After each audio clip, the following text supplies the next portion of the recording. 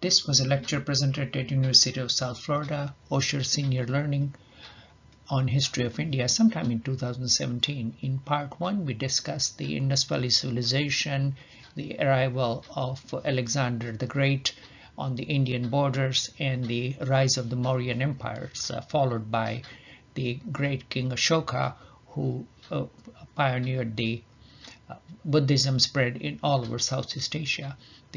Subsequently, the later rulers were not very effective in the Indian empire, which was started by Chandragupta Maurya, gradually broke up into smaller kingdoms. And now this period is marked by the arrival of various tribes from the north, starting with the Scythians, followed by the Parthians and other nomadic tribes. They established a kingdom again in the northwest region of India. This included Bactria, present-day Afghanistan and Pakistan, along with borders of Punjab. This was followed sometime in later by what is known as the Gupta dynasty, which was the so-called golden period of the Indian civilization, and this was marked by extensive inventions, discoveries in science, technology, engineering, art, literature, logic, mathematics, astronomy, religion, and philosophy. No surprise that it is marked as a golden era of. Now, let's examine some of them. That in Aryabhatta, who came up with the concept of zero and changed the numerical system for the rest of the world, as is well known. And in the West, the number 0 and the numerals are called Arabic, but it should be correctly named as Arab Hindu numeral system. And at that time, he was also an astronomer, and he proposed that the Earth moves around the sun and studied the solar system. In terms of literature, various plays which are well known in Sanskrit literature, well written by what was subsequently described as Shakespeare of India. On the other hand, it should be the Shakespeare who is described as Kalidas of Britain, and because Kalidas was many more hundreds of years before Shakespeare, he wrote plays such as Shakuntala and other plays which were well admired by the Indologists who came in the 18th century and are still read by Sanskrit scholars. But they are performed on a limited scale. Now, this also gave rise to the documentation of the game well known all over the world called chess. And chess originated sometime in the 6th century. And the Indian name for that was called Chaturanga. And this translates into 4 divisions of the military: infantry, cavalry, elephants, and chariotry, that represented by various pieces. And on the medical front, there were advances as well. Several medical instruments were used, and several surgeries were carried out, including removal of cataract as well as removal of kidney stones. And now, not to forget the well-known Indian epic of Kama Sutra, which depicts the sexual behavior of humans, was written sometime around that time. The exact timing of that is not clear, perhaps around 500 current era.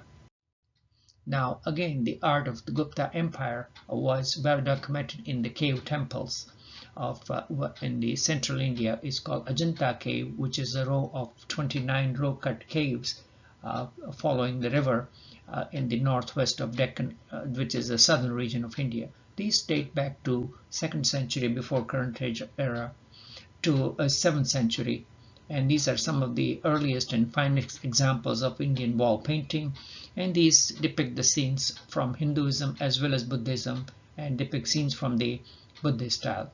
And these show already a cultural mixture of the so-called Gandhara style, and which was discovered, and as well as the Indian style. Now, these caves were lost for records for a number of years, and they were rediscovered by a British officer named John Smith who was out on a hunting expedition, and he discovered the entrance of cave number 10 when a local shepherd boy guided him. The caves were well known to the locals, obviously, but for the first time they were systematically explored and documented.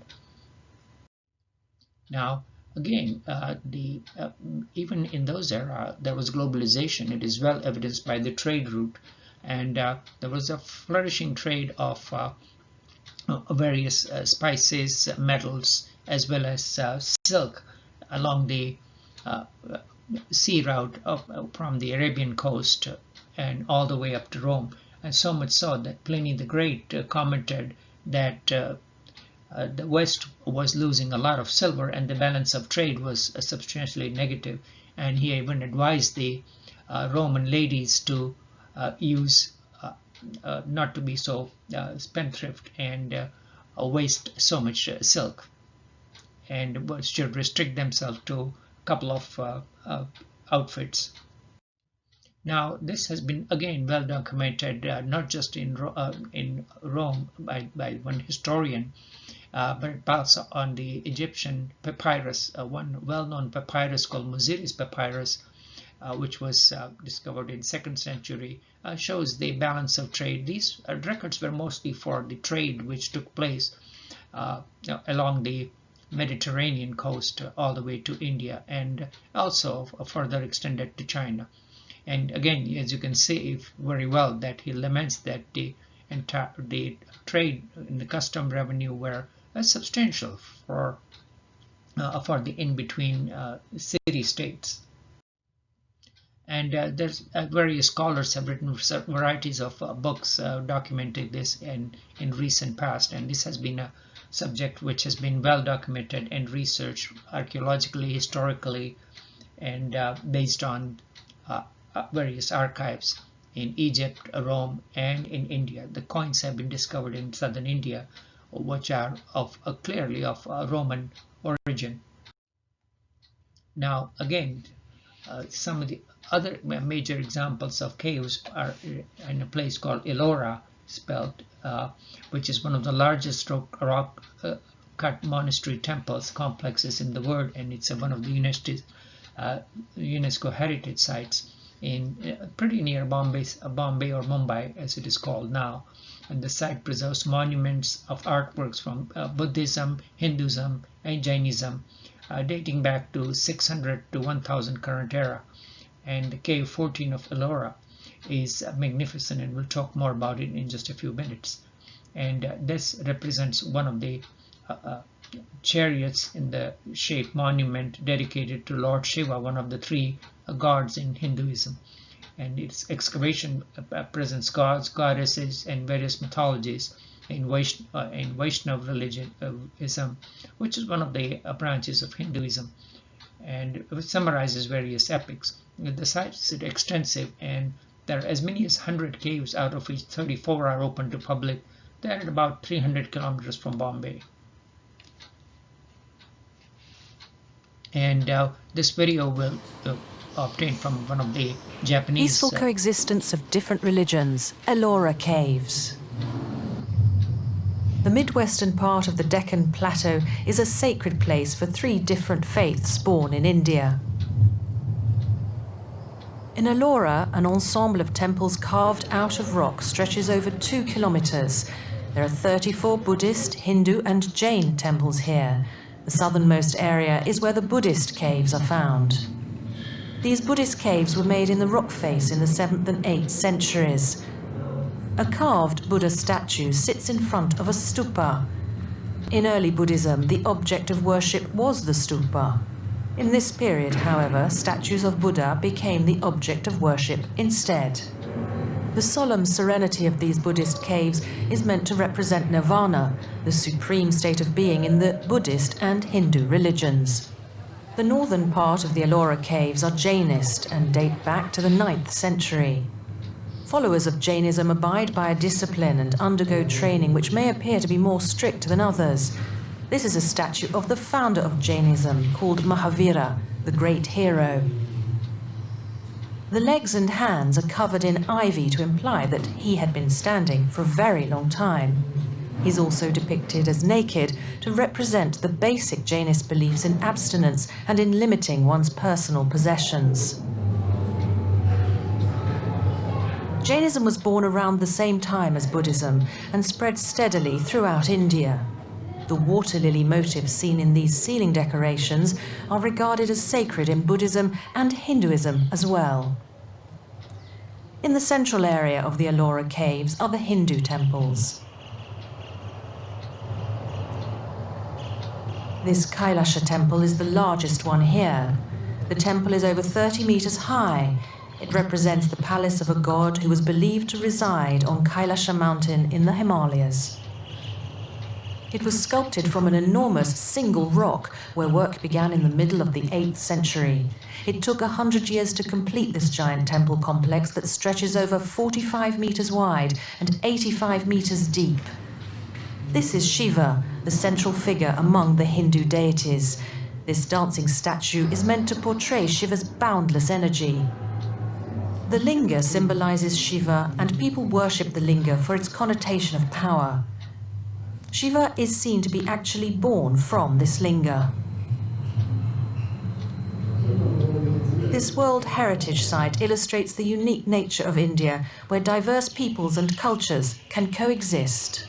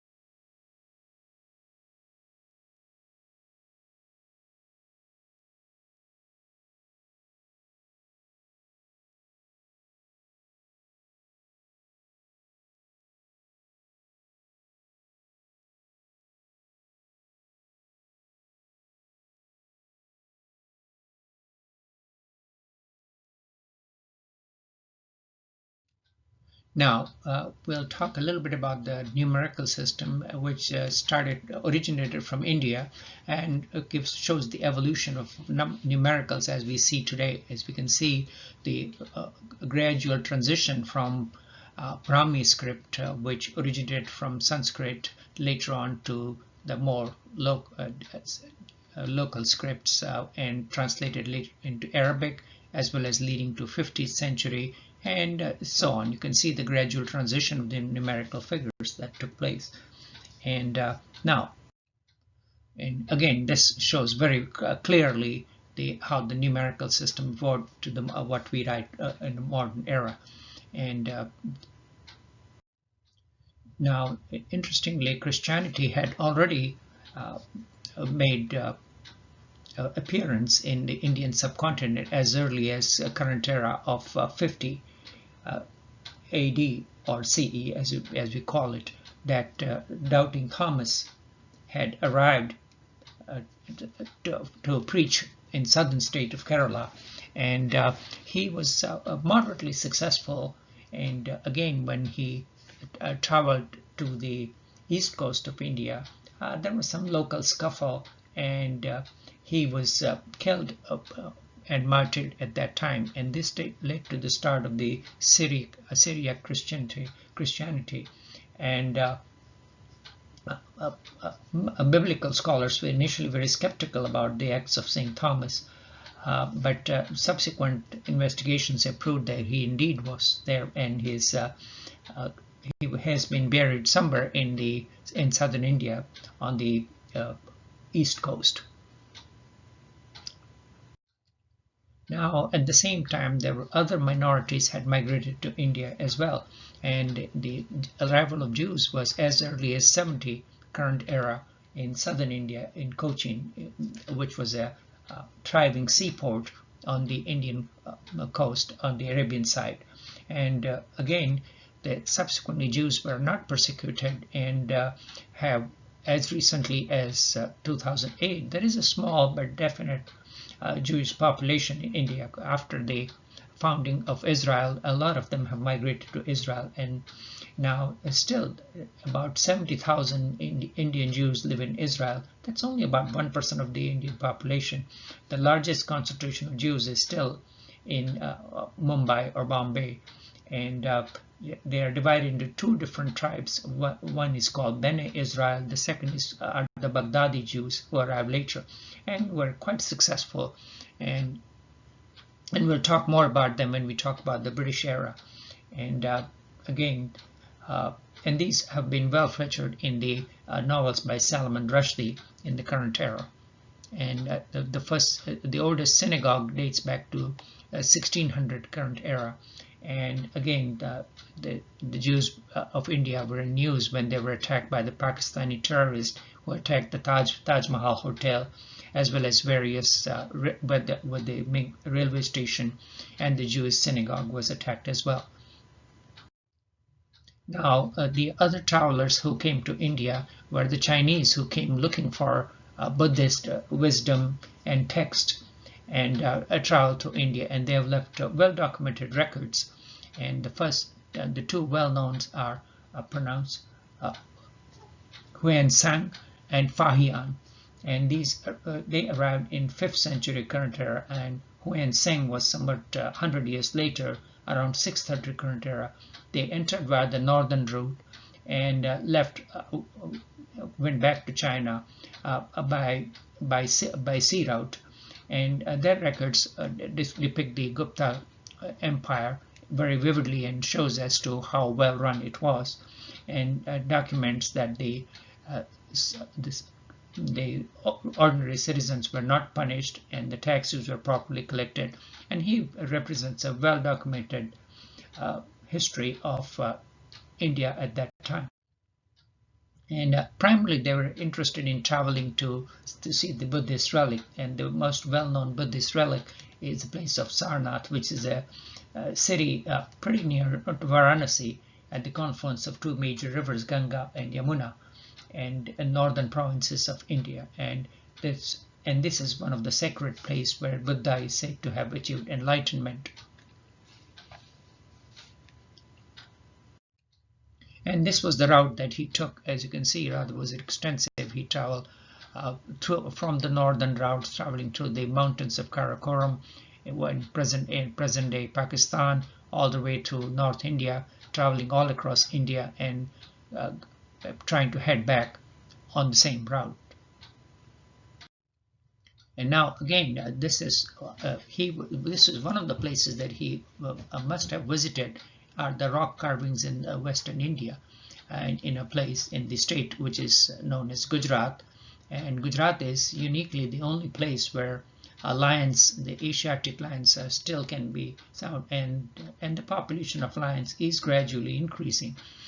They were almost near the extinction with hunting that took place by the Maharajas and during the British era. But again, as you can see, that they are a big tourist area and are in a preserve in the state of Gujarat. Going back to the rock carvings, these were carved by the great King Ashoka, and these are the teachings of Buddhism, and in a script called Brahmi. And this was difficult to document, and this was rediscovered, as we mentioned on the first day of talk. Now, again, what happens to all of the empires? These empires come and go, and they perished. And the Gupta Empire perished after 2 centuries with attacks from the Huns, or Hunas, as they were called in India, and they managed to destroy the entire empire, and it broke up into smaller kingdoms. And this severed the link of trade between Europe and Central Asia, and especially the Indian and Roman trade. And the Gupta Empire had benefited greatly from it, exporting various luxury goods, silk, leather goods, iron products, ivory, pearl, pepper, and in return, the Romans had exported silver, and so this was the big trade that was disrupted. And at the same time, the Huns destroyed the various centers of learning, which we talked about, called Takshashila, in the northwest corner of India, which was the cultural exchange. Now, who are the descendants of the Huns? And these are a tribe in the desert area of Rajasthan, and the descendants are called Rajputs, and they were considered the martial race by the British. And there was a lot of genetic admixture that took place as years went by. And again, these are some of the recordings of the Ellora cave. As you can see that in the still photograph, the Kailash temple of the Ellora cave, which is notable for the vertical excavation, which started from the top and they worked their way down. So there wasn't much margin for error, as one can imagine. And this was done in 8th century by the various southern kingdoms. And the elephants were completed later, and the temple architecture shows the primarily South Indian style. Again, this shows a very close-up of the famous elephant, which is a great record of the culture at that time. Now, these were the various South Indian kingdoms. As you can see, the names are of not that much importance unless you are a big historian or have Indian ancestry. And they were more or less left untouched by the northern invasions for quite a long time. And now, again, the other documentation that was done by the Arab traveler called al-Biruni, who was an Islamic polymath, who traveled and left a detailed account of India at that time. He described the differences between Hinduism and Islam, and also described the concept of round earth. And he describes, about the importance of fire and water, as well as the lack of rigidity. But at the same time, he criticizes the Indian civilization, that Indians have the air of superiority, and considering that they are the top dogs, and they have nothing much to learn from others, which was again the same fault which we can see with the Chinese civilization again. And he established well-documented records with the first Islamic traveler who came to India. Now, the around 700 current era, small areas of what is known as Sindh in Pakistan, the Islamic caliphate had managed to conquer, and it took them almost around 300 years to gradually spread. Now these were not Arabs per se, but these were a tribe called Khorasans, and these were the people of Iranian ancestry who settled in Central Asia and were mostly Persian speaking but influenced by the Arabic culture. And now some of them were Mamelukes, where they were called slaves per se, but they gradually succeeded in spreading towards the Gangetic plains. Now the reason why they have spread, because there was pressure from the Mongols, who were a big force to be reckoned with.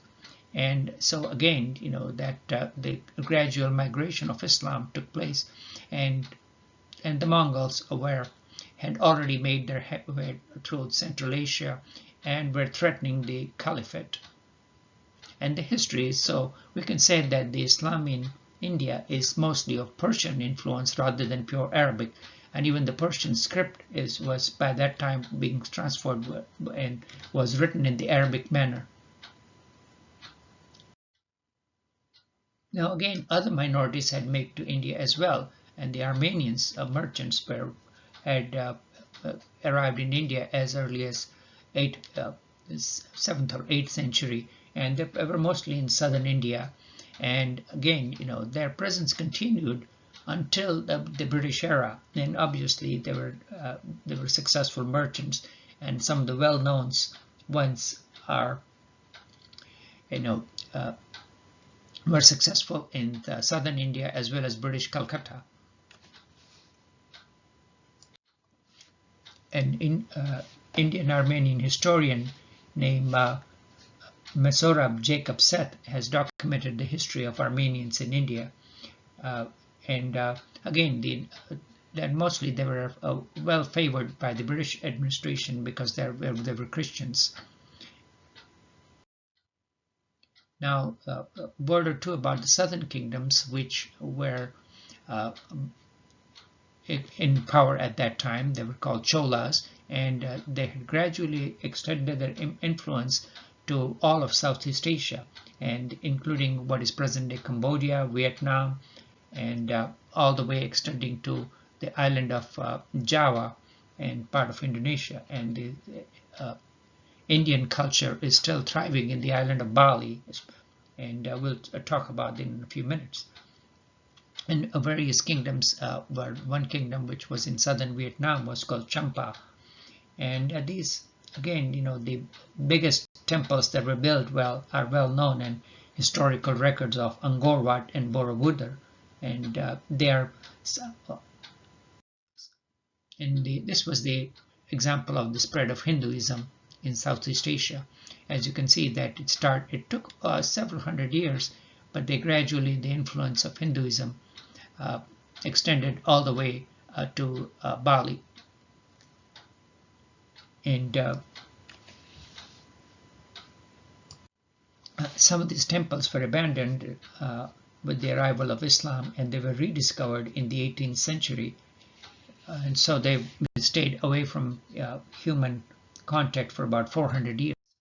Now this is the famous temple of Borobudur, and as you can see, that was magnificent, and it comprises of a very large area. And it's a 9th century temple of the Mahayana faith of Buddhism, and it's one of the largest Buddhist temples. And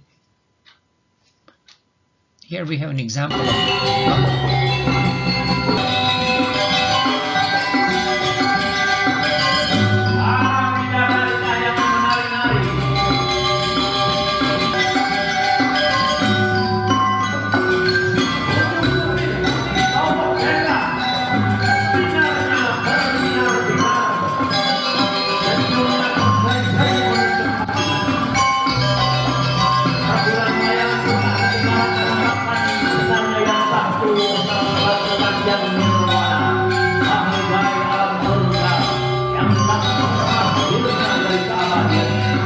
classical dance. You can see the influence of the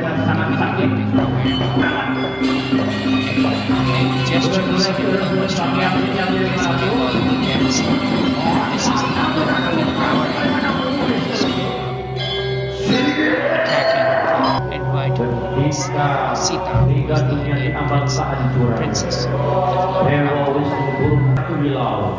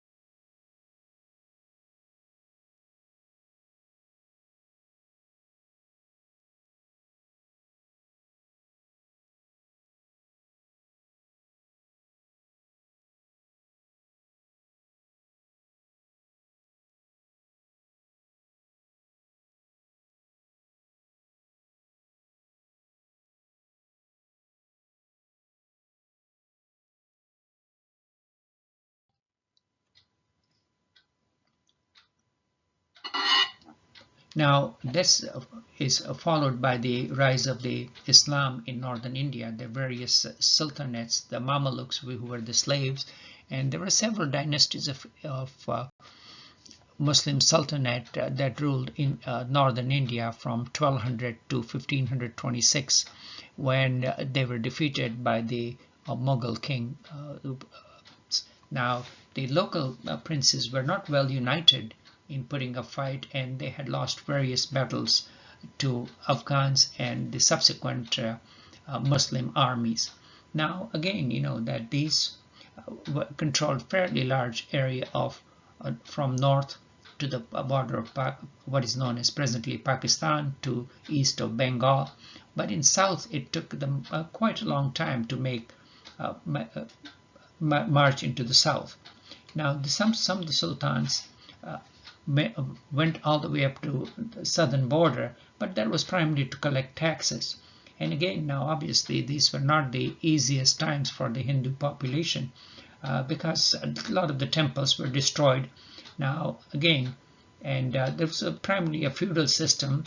Some of them were reasonably good rulers, while the others were purely eccentric. One of the rulers actually transferred his capital from New Delhi to central India, and again after a few years changed his mind and made the whole population migrate back again to Delhi. And again, you know, the most of the choice jobs went to the Turks and Persians, and so the Hindu population collaborated with the Islamic Empire, but they were always a second-class citizen. Now, the period of that time was not quite peaceful. There were constant fear of the invasion and fight with the Mongols, and they made several attempts to attack the Islamic empires in India, and primarily by the great Genghis Khan, and he made at least 3 or 4 trips to India and was defeated. And it took him several hundred years to successfully make a trip. And finally, Genghis Khan retreated somewhere around in 1200 AD. And these were some of the magnificent forts of central India were constructed at that time. It represents a mixture of architecture from the Islamic as well as the Hindu traditions. And see, these are primarily in the desert areas and of Rajasthan, and also along the primarily the northern Gangetic plains. And now we must mention the some of the southern temples, which are primarily of Hindu and Buddhist tradition, and these were a shocker when they were rediscovered by the British, because at least one or two of the temples depict sexual acts in a very graphic manner, and this was, as one can imagine, was quite a shock to the prudish Victorians who rediscovered this. For several hundred years, these were covered by the jungles, as it happened to quite a few caves and temples at that time. Now, again, the various battles took place between the arriving forces from the northeast corner, and finally, the Mongols managed to win in somewhere around 1500 current AD. After multiple attempts, the local king did lose the battle, and now at the same time, around 1400, there were other visitors who made into India. The main person being Vasco da Gama, who landed on the west coast of India on 1498, leading to the first formal contact of the European civilization to the Indian subcontinent. And there were other arrivals from north as well, including Tamerlane, who made forays into the Indian subcontinent around in the 14th century and sacked New Delhi, again, killing a huge number of people in as many as 100,000 in one day. Now, just to digress, these are some of the Hinduism symbols, and the swastika you may be more familiar with, but the symbol called Om, you would have only heard if you are big into yoga, and the meaning of that is rather deep. And the Om means as the universe beyond the sun, which is mysterious and inexhaustible, or the infinite language and infinite knowledge, or the essence of breath, life, and everything that exists, or that from which one is liberated. And as you can see, that the swastika symbol has been maligned in the West, but is still very much in use in Hinduism, Jainism, Buddhism, and some of the European cultures as well, primarily Finnish and Latvian. Now, there are quite a few similarities between various beliefs, and as you can see here, that Hinduism, Roman mythology, Greek mythology, there's various gods are depicted, and so there is a huge overlap. And one of the scholars had written a classical book called The Shape of Ancient Thoughts, which showed the similarities between Indian and Greek culture and in their beliefs. Now, interestingly, digression was that there was migration not just always from north to south, but a tribe of people who were named Romanis left from India and started migrating westwards, and it took them several hundred years to reach Europe. And now these are the what is commonly known as gypsies, and these have been genetically proven to be of Indian ancestry. They originated in northwest India and migrated in various groups, and they still maintain the various class structures of India, and they are collectively referred to as Doma, and their ancestor population of modern Roma.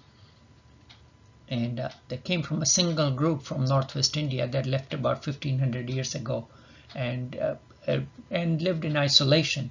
So genetic studies have very well established, and again, the majority of them were males, and this single lineage has been well established that is unique to Roma, based on recent genetic data. And again, they were persecuted in Europe, as it is well known.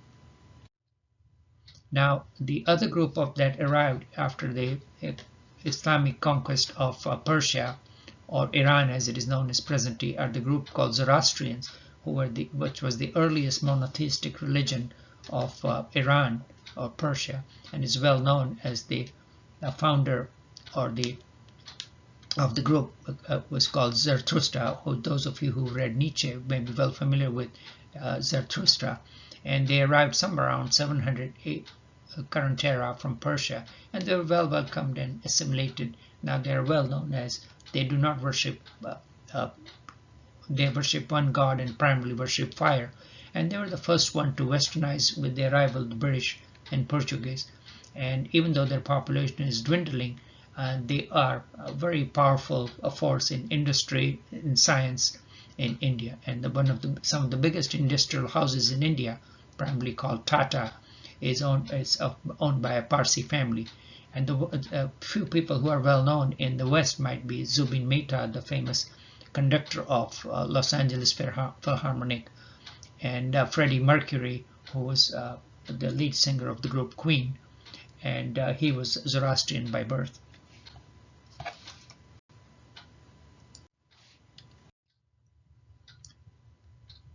And the other arrivals who made to India, where we talked about Fahian, but the most famous one was Marco Polo, who managed to stop by in southern India on his route back home from China.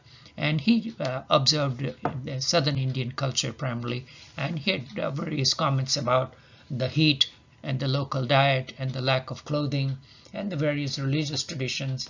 And again, being a good Christian, he was frowned upon the polytheistic belief systems.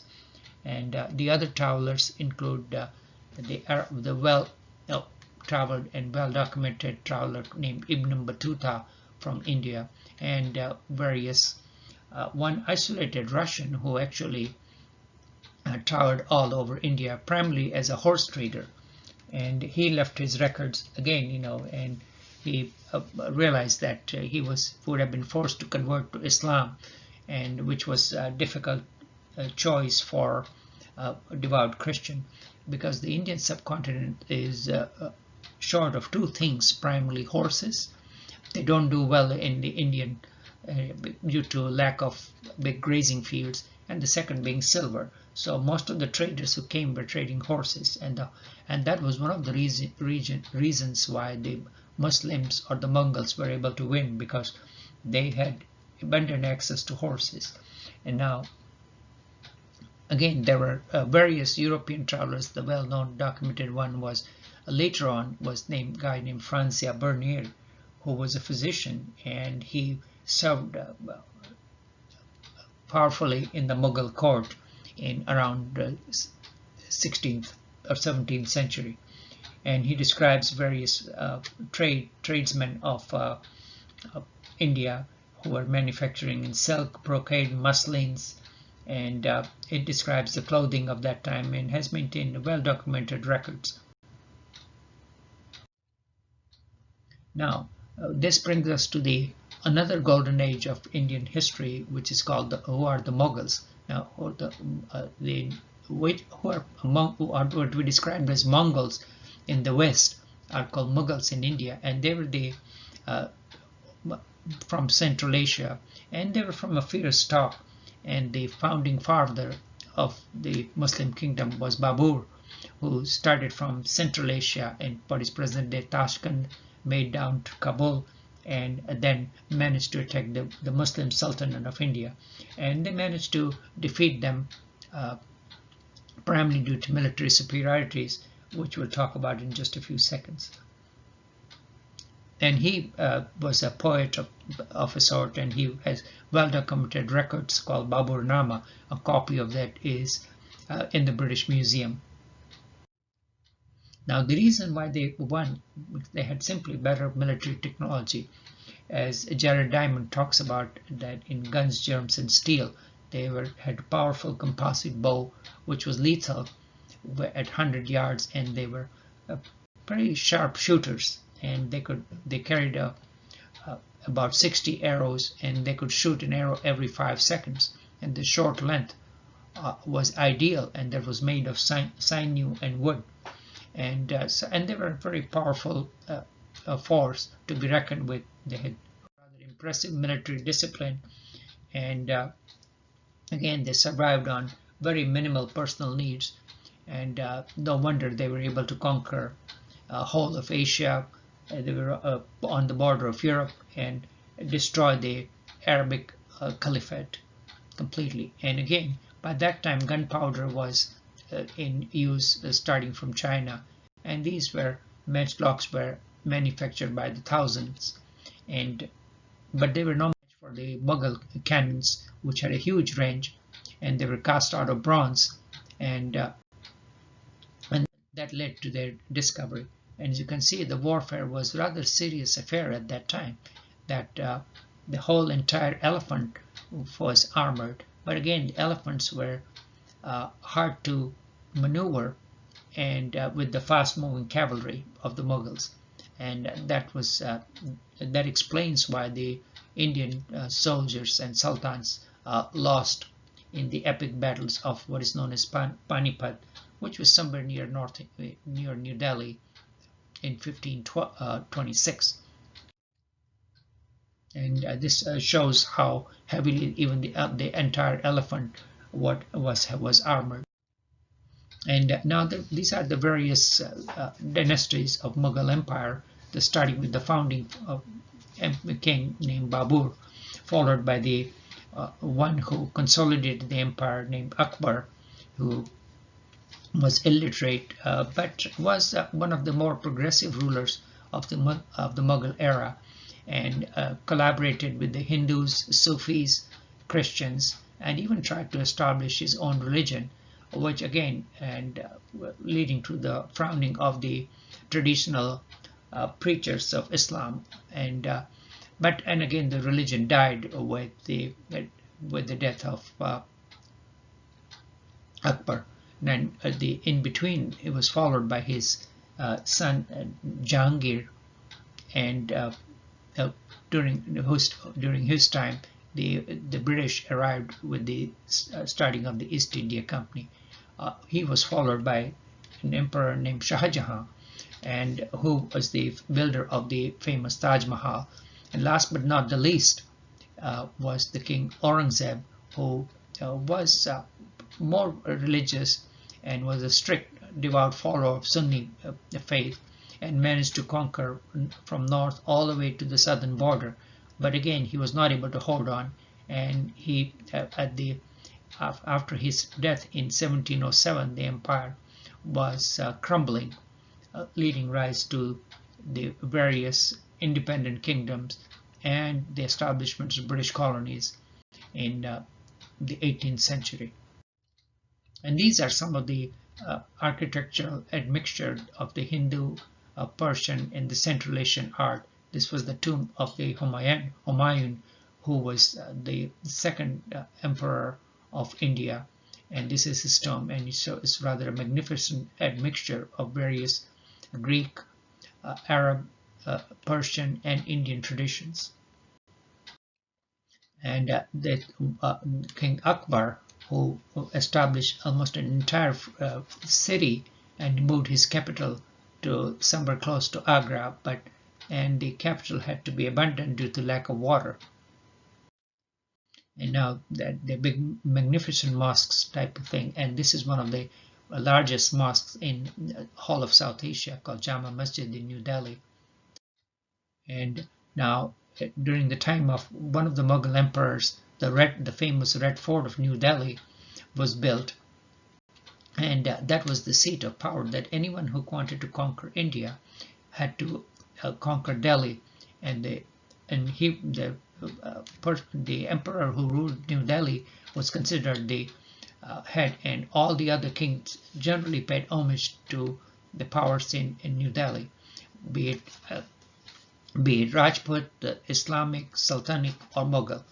And last but not the least, it is the British realized the importance of it, so that later on, when they wanted to consolidate their power, they moved their capital from Calcutta to New Delhi, and to show legitimate continuation with the Mughal Empire.